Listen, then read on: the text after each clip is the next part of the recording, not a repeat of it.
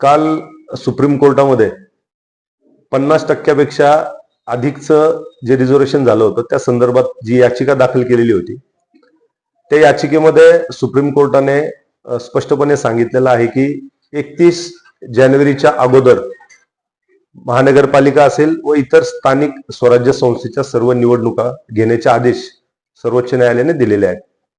त्याचप्रमाणे मुंबई उच्च न्यायालयामध्ये देखील डिलिमिटेशनवरती प्रभाग रचनेसंदर्भात ज्या याचिका प्रलंबित आहेत त्या याचिकांची अंतिम सुनावणी ही येणाऱ्या सोमवारी होणार आहे आणि त्यामध्ये देखील उच्च न्यायालयाने देखील सर्वोच्च न्यायालयाने दिलेल्या आदेशाचं पालन होणार आहे हे स्पष्टपणे सांगितलेलं आहे।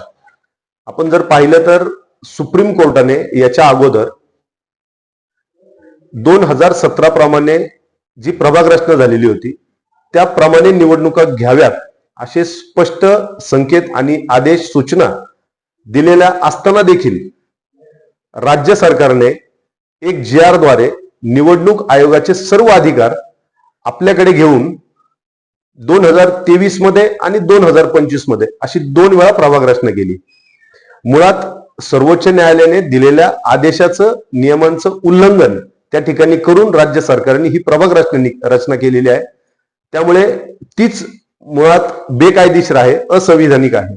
त्यामुळे त्याच्यावरती अंतिम सुनावणी ही सोमवारी होणार आहे व त्याच्यानंतर महानगरपालिकेमध्ये ज्या प्रभाग रचना झालेली आहे ती बरोबर का चुकीची हे ठरणार आहे। त्यानंतर महानगरपालिकेच्या निवडणुका होतील।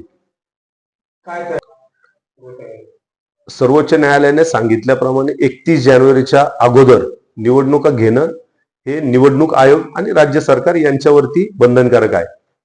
त्याच्यामुळे निश्चितपणे निवडणुका होतील।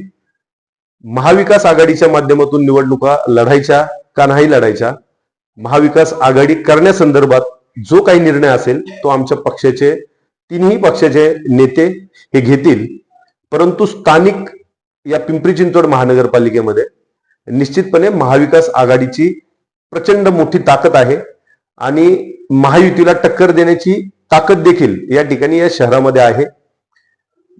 पक्ष शिवसेना उद्धव बाळासाहेब ठाकरे या पक्षाचे देखील पिंपरी चिंचवड आणि भोसरी या तीनही ठिकाणी अतिशय सक्षम उमेदवार आहेत आणि गतवेळी झालेल्या निवडणुकीमध्ये जे शिवसेनेचे नगरसेवक होते त्याच्यापेक्षा अधिकची संख्या तुम्हाला निश्चितपणे या 26 मध्ये झालेल्या निवडणुकीमध्ये पाहायला मिळतील। नाही, पक्ष म्हणून जर या ठिकाणी सांगायचं झालं तर आमच्या पक्षाचे देखील इच्छुकांच्या मुलाखती झालेल्या आहेत।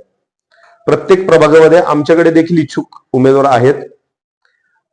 त्यामुळे प्रत्येक प्रभागामध्ये सक्षम उमेदवार आमच्याकडे असल्यामुळे आम्ही निश्चितपणे या शहरातील सर्व जागा लढवणार आहोत। राहिला प्रश्न अबकी बार 100 पार म्हणणाऱ्यांचा, तर मला असं वाटतं की महायुतीमध्ये जे पक्ष आहेत, आज जर आपण पाहिलं संपूर्ण महाराष्ट्रामध्ये ज्या निवडणुका सुरू आहेत त्या ठिकाणी आपण जर पाहिलं तर भाजप असेल, शिंदे गट असेल, अजितदादांचा पक्ष असेल, हे तीनही पक्ष परस्परांवरती विरोध करतायत, एकमेकावरती टीका करतायत।